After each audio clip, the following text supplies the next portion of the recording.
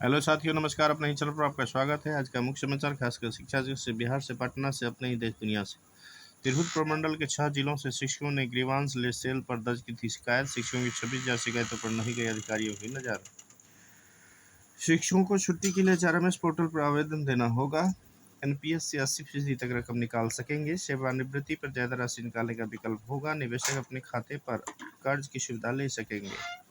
Cyber अपराधियों पर नकेल को बनेगा केंद्र। EOU के तहत काम करेगा साइबर सुरक्षा ऑपरेशन सेंटर। नवरात्र के पहले दिन मुख्यमंत्री चयनित लाभार्थियों खाते में भेजेंगे राशि। ऐलान 50 लाख महिलाओं को मिलेंगे 10-10 हजार। बिहार में 2 चरणों में जनगणना होगी। सरकार ने तैयारी शुरू की। समन्वय समिति की बैठक में निर्णय लिया गया। 9 से 28 फरवरी 27 तक वास्तविक गणना होगी।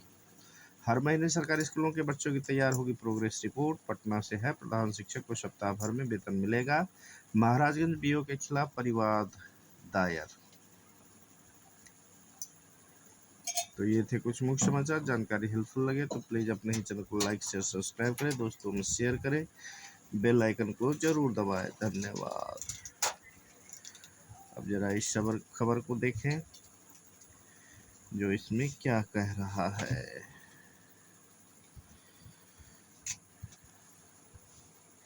शिक्षकों की 26,000 शिकायतों पर साहू की नजर नहीं गई। तिरहुत प्रमंडल के 6 जिलों से शिक्षकों ने ग्रीवांस सेल पर 30,000 शिकायत दर्ज कराई थी। ऑनलाइन दर्ज की गई इन परिवादों का 1 सप्ताह के भीतर समाधान करना था। समीक्षा में सामने आया कि महज 4,000 शिकायतों का ही समाधान किया जा सका है।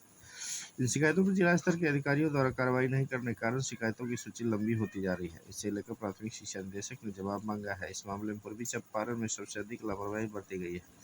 इसको लेकर अनुशासनात्मक कार्रवाई का भी आदेश दिया गया है। पूर्वी चंपारण व सीतामढ़ी में सबसे अधिक शिकायतें लंबित है। इन 6 जिलों में कुल 30,000 परिवार दर्ज कराए गए हैं। मुजफ्फरपुर में दर्ज 9,233 शिकायतों में से 29-24 पेंडिंग है, वहीं 35 अब प्रक्रियाधीन है।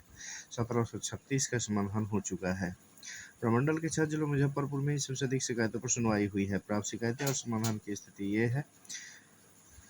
शिक्षा वेतन छुट्टी एरियर की सबसे अधिक शिकायतें। वेतन छुट्टी एरियर को लेकर सबसे अधिक शिकायतें शिक्षकों ने की है। अलग अलग तरह की छुट्टी नहीं मिलने को लेकर शिक्षकों ने राज्य स्तर पर परिवाद दायर कराया है। इसके अलावा विशेष शिक्षकों वेतन संबंधी शिकायतों में भी काफ़ी है। पिछले कई सालों से एरियर भुगतान नहीं होने को लेकर भी शिक्षकों ने शिकायत की है। डी और बी कुमार सिन्हा ने कहा कि 3,500 शिकायतों का निपटारा अंतिम चरण में है। तो ये थे कुछ मुख्य समाचार। NPS में है कि पेंशन फंड विनियामक विकास प्राधिकरण ने राष्ट्रीय पेंशन प्रणाली यानी NPS से निवेशकों को 80% तक एकमुश्त रकम निकालने की सुविधा देने का प्रस्ताव रखा है। शेष 20% रकम पेंशन के लिए जमा रखने की बात कही गई है।